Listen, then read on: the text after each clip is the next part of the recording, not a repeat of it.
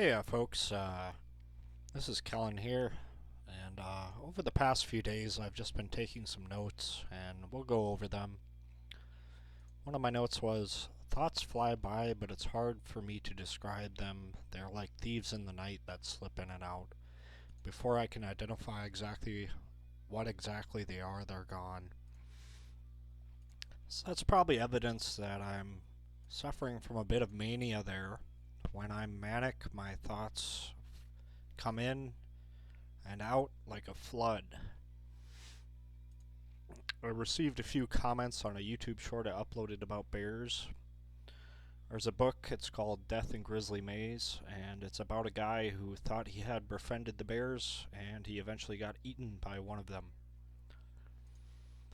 Not sure what to write about next. It's been really nice having a visitor. He's handling some depression with grace which I can admire because I don't handle depression well at all.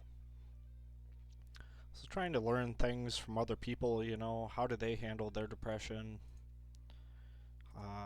Lately I've been feeling good, but this arouses my suspicions since feeling too good can be associated with mania. So, in my world, there is such a thing as feeling too good, and feeling too good sometimes gets me into trouble. Here's a note about hypertension. And my smoking habit is out of control. That is still true. I go to bed nervous because my throat is sore from all the smoking.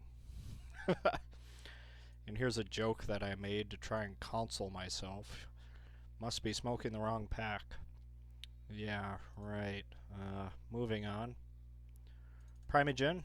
I like to watch his content, really enjoy him as an educator. He's really he's a well-spoken person. He's also persuasive and convincing in his arguments, and he does a lot of content that is about other people's content, his reaction to it, so it's pretty cool. Earlier in the week, I watched Bobby Lee play a bit of Stardew Valley, and it made me a bit of emotional because I remember when I was really depressed, I got Stardew Valley on my phone and started, farming the digital farming stuff, and it got me through, so I'm really thankful that Stardew Valley is one of those games. It also hit me at the right time because I had just quit my professional job and moved out into a rural area, so it was sort of like the storyline of Stardew Valley and my storyline were converging, and that's pretty cool, right? Developing a healthy relationship with dad is a project. Yeah, that's getting a little personal probably for YouTube, but we'll just leave it at that.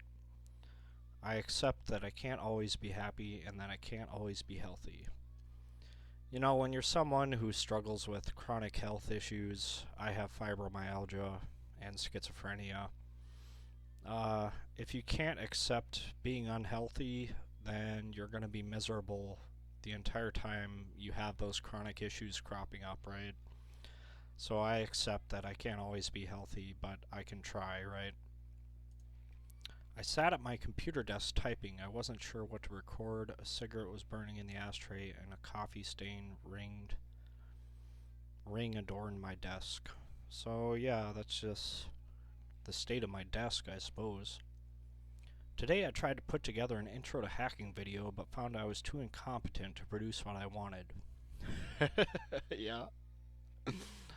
What I was attempting to do was read another process's memory, and there's like a Windows API thing that lets you do that, but I wasn't getting anywhere with the project, so I just gave up on it. I'm like, well, if I can't put together an intro to hacking video, can I really consider myself to be a hacker? Probably not. Been listening to Eminem and vaping with a coffee in hand, just letting the beats take my mind wherever it wants to wander, so one of my outlets, and is rap music, rock music, heavy metal, stuff like that, some darker undertones to that kind of music, which I really appreciate because it allows me to tap into that dark side without being a complete idiot. I'm feeling a bit insane. I'm definitely tapping into some crazy influences right now. On the outside, I look a bit disturbed because I can't stop pacing. This That's another well-developed habit I have is I just constantly pace, and when somebody asks me to sit down, I calmly and politely say, no, I prefer to stand. Spotify is taking me back to the days. So I was listening to Spotify, and all these mid '90s like punk rock music was coming on, and I was feeling nostalgic for my childhood days. You know, I'm a '90s kid, so a '90s and 2000s kid. I am tempted to click on Neuro's video about the presidential debate, but I'm refraining. I guess it's just not my cup of tea.